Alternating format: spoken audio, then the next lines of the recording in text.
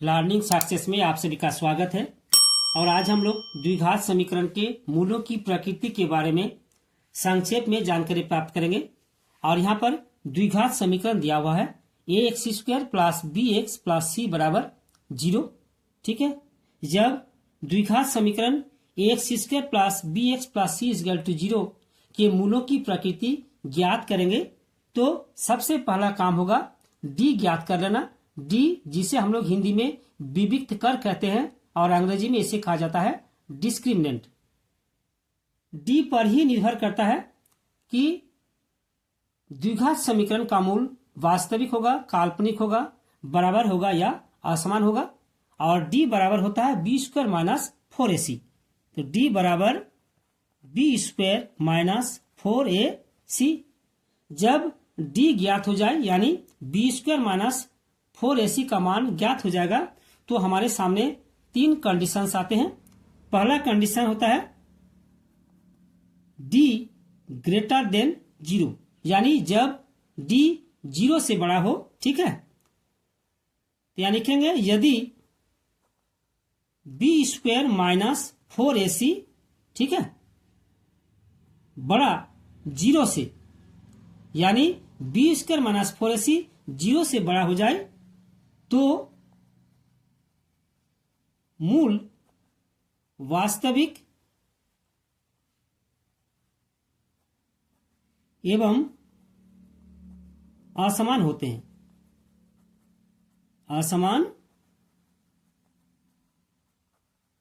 होते हैं, ठीक है, अर्थात मूल भिन्न भिन्न होते हैं। दूसरा कंडीशन है d बराबर 0, यानी जब d 0 के बराबर हो जाए। ठीक है, यहां लिखेंगे यदि b² माइनस 4ac बराबर 0, ठीक है, तो मूल वास्तविक एवं समान होते हैं, यानी मूल वास्तविक होगा और बराबर होगा। ठीक है, तीसरा शर्त है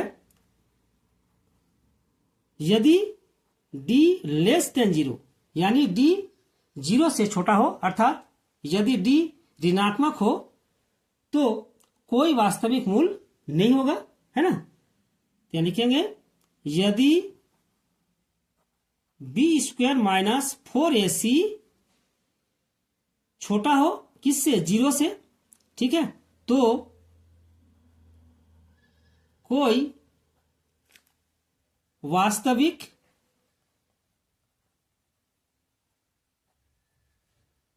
मूल प्राप्त नहीं होता है।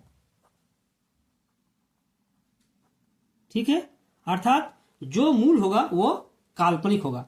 ठीक है, इस प्रकार हम लोग देख सकते हैं द्विघात समीकरण के मूलों की प्रकृति जानने के लिए d ज्ञात कर लेंगे। यदि d ज्ञात हो जाए तो हम लोग तीन कंडीशंस में से किसी एक कंडीशंस को फॉलो करते हुए मूलों की प्रकृति ज्ञात कर सकते हैं। और यहां पर आप देख सकते हैं चूंकि d लेस देन 0 तो कोई वास्तविक मूल प्राप्त नहीं होगा, परंतु अगर d बराबर 0 या d ग्रेटर देन 0 हो तो हमें मूल ज्ञात करना होगा। और मूल ज्ञात करने के लिए सूत्र होता है x बराबर -b प्लस माइनस √d, ठीक है, बटा 2a। और इसी सूत्र के अनुसार हम लोग मूल को ज्ञात कर सकते हैं। ठीक, और आज का वीडियो यही समाप्त करते हैं। अगले वीडियो में हम लोग फिर मिलेंगे। धन्यवाद।